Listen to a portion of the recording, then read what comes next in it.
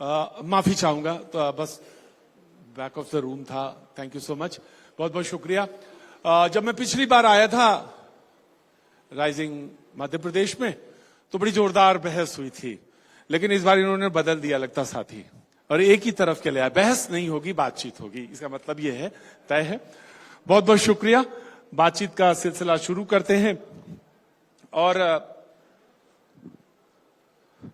सारंग साहब, अभी कुछ देर पहले हमने जब शुरुआत की तो कमलनाथ जी बोल रहे थे। कमलनाथ जी ने कहा कि हम तो सनातनी हैं और सनातनी ही हैं, कोई संदेह नहीं है। बीजेपी वाले प्रचार करते हैं, हमें कोई प्रचार की जरूरत नहीं है, हम सनातनी हैं। तो ये स्टेटमेंट तो बहुत अच्छा है और इसका आप सराहना भी करेंगे और आप इसके रिएक्शन। देखिए, यही तो जोरदार बात है। 4 महीने पहले जब कर्नाटक में चुनाव होते हैं, कर्नाटक यहां से लगभग 800,000 किलोमीटर दूर होगा। जी जी बिल्कुल।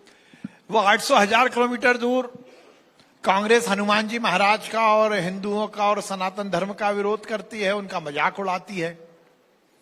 आज से 15 दिन पहले घमंडिया गठबंधन की जब बैठक होती है, घमंडिया शब्द क्यों इस्तेमाल करते हैं? घमंडिया है ना सब, इंडिया तो INDIA बोल। वैसे तो मुझे तो प्रतीक भाई अंग्रेजी में मेरा बहुत दखल नहीं है, लेकिन आप जानते सब हैं, लेकिन फिर भी आप घमंडिया शब्द इस्तेमाल करते हैं। नहीं, क्यों नहीं कर सकते? इंडी का मतलब घमंड, घमंडिया, उसमें मैं गलत नहीं है। यदि इंडिया जिस प्रकार से है उसमें तो घमंडी ही। और वो गठबंधन जो एक मंच पर बैठकर, एक फ्लोर पर बैठकर एक आदमी सनातन का विरोध करता है और दूसरा सनातन का विरोध नहीं करता या उस पर मौन सहमति देता है, तो फिर सनातन ही कैसे कहलाए? और यही नहीं है। देखिए, चुनाव आते टाइम यदि कोर्ट के ऊपर जनेऊ पहन लेंगे तो वो हिंदू नहीं हो जाएंगे। हमारे राहुल भैया 5 साल में तो नहीं आए महाकाल बाबा के दर्शन करने। चुनाव के समय कोर्ट के ऊपर जनेऊ पहनना, प्रियंका दीदी आई, भारत जोड़ो यात्रा कर रहे थे। भारत जोड़ो यात्रा, लोगों को जन जन को जोड़ने का कार्य कर रहे थे राहुल जी। भारत जोड़ो यात्रा थी वो।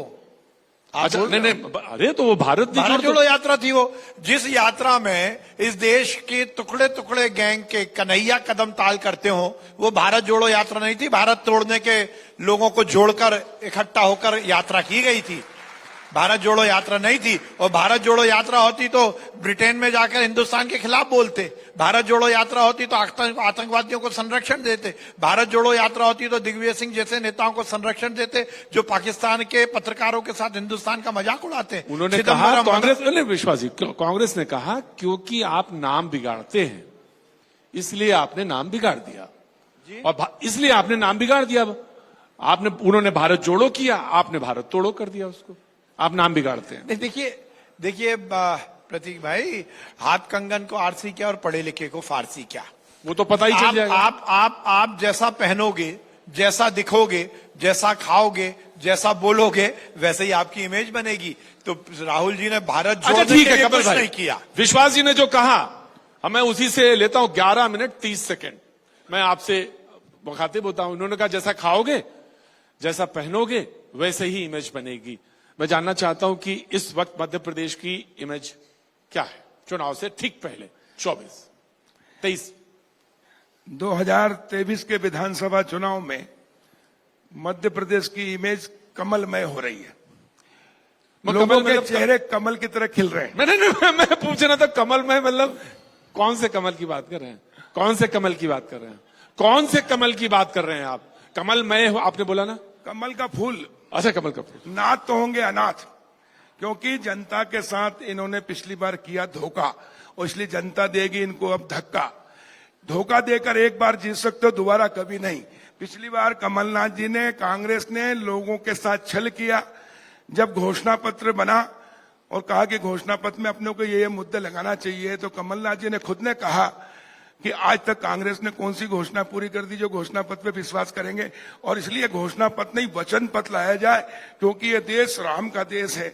रघुकुल रीत सदा चली आई, प्राण जाए पर वचन ना जाए। इसलिए वचन पत्र लाया जाए और वचनों के माध्यम से लोगों को कसम खा के दी जाए तो वचन पे विश्वास कर लेंगे।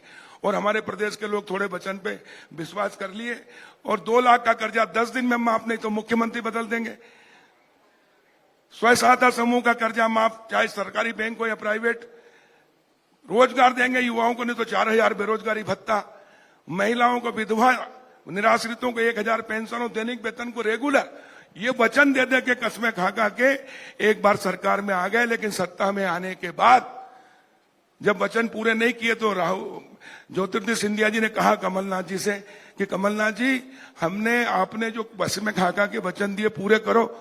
तो फिर क्या जवाब दिया कमलनाथ जी ने? बोले आज तक कांग्रेस ने कौन से वचन वादे पूरे किए जो करे? सत्ता आने के लिए अपने को जनता को बेवकूफ बनाना था, बना दिया। अब 5 साल खाओ पियो, हाथ मताओ, मजे मारो। तो ये तो आपने जोड़ दिया, हाथ पाओ खाओ मौज करो, कहा तो ना, आपने जोड़ दिया। कहा। उसके बाद सिंधिया जी ने कहा कि आप तो बूढ़े हो गए हो, थोड़े दिन में निपट जाओगे, पर मैं तो अभी जवान हूं, मैं झूठ बोल के कब तक चलूंगा? और इसलिए कमल जी देखिए, आपने कहानी सुना दी। सिंधिया जी ने कमलनाथ जी को, कांग्रेस को ठोकर मारी और वो भारतीय जनता पार्टी में आए, भाजपा की सरकार बनाई और तब से 3 साल के अंदर जो विकास के काम हुए शिवराज जी के नेतृत्व में, सबका साथ, सबका विकास, सबका विश्वास, लाडली बहना योजना लेकर आए हमने। अच्छा, जो आप बीजेपी से छोड़ के जा रहे हैं कांग्रेस की तरफ, वो उनके बारे में क्या कहेंगे आप? जो बीजेपी से छोड़ के कांग्रेस की तरफ गए या जा रहे हैं जो लोगों? नहीं, वो देखो, भारतीय जनता पार्टी को कोई फर्क नहीं पड़ता, क्योंकि भारतीय जनता पार्टी नेता आधारित पार्टी नहीं है। देखिए, जब आप देखिए कमल भाई, जब उधर से इधर आ जाए तो सब बढ़िया, जब इधर से उधर चले जाए तो क्या फर्क नहीं पड़ता? नहीं, उधर से जो आए ना, देखिए उधर से जो आए सिंधिया जी, उन्होंने इस्तीफे दिए। इस्तीफे देने के बाद में मंत्री पद से इस्तीफे दिए, भाजपा में आया। मैं बताना चाहता हूं, तुलसीराम सिलावट जी जब कांग्रेस में थे तो 2200 वोट से जीते, इस्तीफा देकर भाजपा में आए 54,000 वोट से जीते। प्रभुराम चौधरी जी कांग्रेस में थे, 5000 से जीते और भाजपा में आए तो 64,000 से जीते। ये है अंतर, क्योंकि हम जो कहते हैं वो करते हैं, हमारी विश्वसनीयता है और हमारे नेता अच्छे, हमारी नीति अच्छी, नीयत अच्छी, इसलिए जनता का विश्वास हमारे ऊपर है। और इसलिए भारतीय जनता पार्टी रिकॉर्ड वोटों से जीती। इस बार विधानसभा चुनाव में मैं दावे से कह रहा हूं, मैंने लोकसभा चुनाव में, मैं आऊंगा कितनी सीटें मैं पूछूंगा आपको, एग्जैक्ट सीटें पूछूं, पूरा मौका दूंगा मैं। पर मैं विश्वास जी आपसे जानना चाहता हूं, 2018 भाजपा का कमल खिलेगा, कांग्रेस साफ होगी, ये मैं विश्वास के साथ कह रहा हूं। विश्वास मेरे साथ खड़े बेटे, विश्वास के साथ कमल खिलेगा। ठीक है कमल जी, मैं आपसे जानना चाहता हूं विश्वास जी, जो पिछले चुनाव हुए उसमें कौन सी कमी रह गई थी जो बीजेपी थोड़ा रह गई? मैं थोड़ा ही कह रहा हूं, रह गई पर रह तो गई। नहीं प्रतीक भाई, यदि आप आंकड़ों की बात करेंगे और आप वोट परसेंटेज की बात करेंगे तो हम पीछे नहीं रहे। पिछली बार 2018 में भी हमारे लगभग 1.5% वोट कांग्रेस से ज्यादा थे। हमारी सीटें जरूर 3 कम थी, पर कांग्रेस भी अब बहुमत पे नहीं थी। मैं आपको निवेदन करना चाहता हूं, ये बात जरूर है, हम उस समय यदि दावा करते तो शायद 15 महीने भी कांग्रेस की सरकार नहीं बनती। पर उस समय हमने ये निर्णय लिया कि क्योंकि 3 सीट हमारी कम है और हम दावा नहीं करेंगे। कांग्रेस ने दावा किया, उन्होंने सरकार बनाई, पर जो सरकार बनी उसका हश्र आपने देखा। इस मध्य प्रदेश के इतिहास में इतनी फेल्यूर सरकार, इतनी भ्रष्टाचारी सरकार, इतनी अनाचारी अत्याचारी सरकार पहले नहीं हुई। एक प्रतीक भाई, मैं बहुत ऑथेंटिक और बहुत अथॉरिटी से यह बात कह रहा हूं, शायद इस देश के इतिहास में किसी सूबे में इतनी भ्रष्टाचार वाली सरकार नहीं रही होगी। एक पैरेलल इकोनॉमी, एक समानांतर भ्रष्टाचार की इकोनॉमी थी कमलनाथ जी के समय। उन्होंने कहा कि योजना बंद। कमलनाथ जी ने बोला, साफ बोला और क्लियर बोला कि हमने किसानों से वादा किया था, हमने किसानों को वादा पूरा किया। कहा किया? एक बोले कि नहीं, उन्होंने ये कहा, क्योंकि यहां पे कांग्रेस के प्रवक्ता नहीं है इसलिए मैं बात तो उनकी रख सकता हूं, क्योंकि उन्होंने यहीं पे कोट किया। उन्होंने कहा कमलनाथ जी ने कि अगर मैं झूठ बोल रहा हूं, कमलनाथ झूठ बोल रहा है, तो विधानसभा विधान पटल पे तो सवाल का जवाब है ना, वहां पे जाके देख लें। बहुत अच्छा प्रश्न, मुझे मालूम था अगला आप नहीं होते तो कांग्रेस वाला होते तो भी यही बोलते वो। देखिए, मैं आज चुनौती के साथ कहता हूं, मध्य प्रदेश में एक किसान खड़ा कर दीजिए जिसका 2 लाख का कर्जा माफ हुआ। जिस ये उत्तर की बात करते हैं जो कमल पटेल जी ने ही दिया था विधानसभा में, हर जगह इंगित करते हैं, उसकी पहली लाइन पढ़ रहे हैं क्योंकि वो उनके फायदे की है। जो कमल पटेल जी ने तीसरी लाइन में लिखा वो नहीं पढ़ रहे। दिक्कत तो यही है ना, यदि हम करें तो प्यार और तुम करो तो लफड़ा, ऐसे नहीं चलेगा।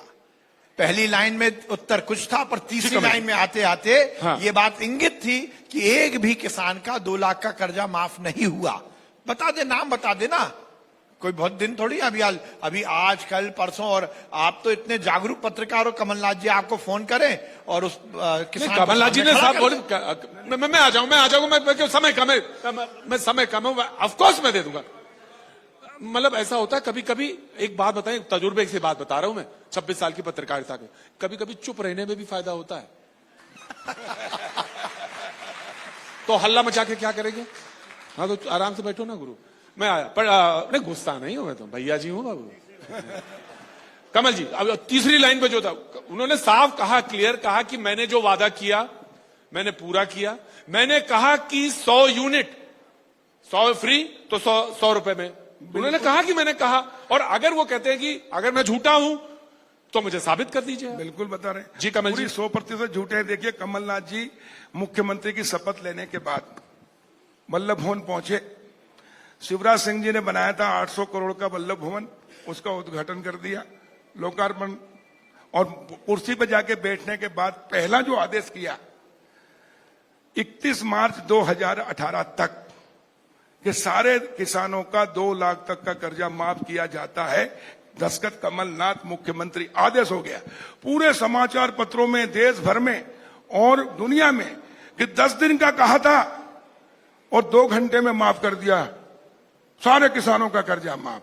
लेकिन खोदा पहाड़ निकली चुईया, बजट प्रावधान किया 6000 करोड़ का, और इसलिए एक भी किसान का 2 लाख का कर्जा माफ नहीं हुआ।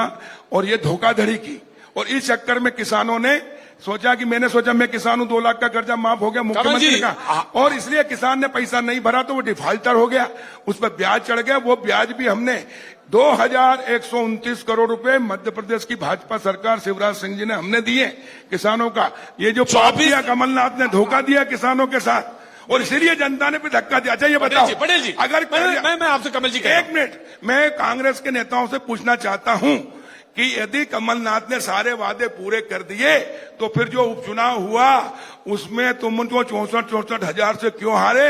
तुम्हारी, अरे क्यों हारे? अरे मैं कह रहा हूं क्यों हारे? अभिषेक सिंह क्यों हारे? ये जवाब दो, सफाया क्यों हुआ तुम्हारा? सुनिए मेरी बात, नहीं नॉर्मल नहीं, आप नॉर्मल पूछिए, पर मुझे एक नजीर है आपसे, इसको नजीर ना बनाया जाए। मैंने सिर्फ इसलिए क्योंकि आपको डांटा था, डांट नहीं रहा था, मैं उसे बता रहा था। पूछिए सवाल ना। माननीय कमल पटेल जी, आप कृषि मंत्री और यहाँ बैठ के आप ऐसा लग रहा है शिवराज जी से भी ज्यादा झूठ बोल रहे हैं। आप कह रहे हैं कमलनाथ जी ने एक भी व्यक्ति का कर्जा माफ नहीं करा। विधानसभा में जो क्वेश्चन किया गया था उसमें आप ही का जवाब था कि 27 लाख लोगों का कर्जा माननीय कमलनाथ जी ने माफ करा था। मैं आपसे इतना जानना चाहता हूं कि यहां बैठकर भरे चुनाव में आप क्यों झूठ बोल रहे हैं? और आप जो बात कर रहे हो 50,000 64,000 से हारे थे, तो आप स्वयं चुनाव हारने जा रहे हैं और भाजपा के लोग इस बार इस लीड से हारेंगे। कमल जी, आखिरी पूरा सवाल सही है, दुरुस्त सवाल है, दुरुस्त सवाल है। आखिरी सेंटेंस हम निकालते हैं कि हारने वाले हैं। ये कोई, अगर इतने ही होते तो ये चुनाव खुद ही जीत जाते। नहीं, हारने वाला छोड़ता हूं मैं, बाकी पहला सवाल बिल्कुल दुरुस्त है। चलिए, जनता के सवाल बहुत है, सवाल खत्म नहीं होंगे और चुनाव भी पास आने वाला है। बहुत सारे सवाल हैं जिनका जवाब जनता वोट स्वरूप वापस करेगी। आप सभी का बहुत बहुत शुक्रिया, बहुत धन्यवाद प्रतीक जी। लेकिन मेहमानों से मेरा अनुरोध है कि वो मंच पर बने रहे, क्योंकि न्यूज 18 आपको सम्मानित करना चाहता है। बिल्कुल दावा किया जा रहा है कि जो वादे किए गए हैं वो पूरे भी किए गए, लेकिन अब देखना है कि आगामी चुनाव में इसका क्या असर रहता है। स्वागत के लिए मैं मंच पर बुलाना चाहती हूं करण अभिषेक सिंह जी को, सीईओ हिंदी न्यूज क्लस्टर। मैं इनवाइट करना चाहूंगी सुधीर दीक्षित जी को, एडिटर न्यूज 18 एमपी छत्तीसगढ़, कृपया मंच पर आए।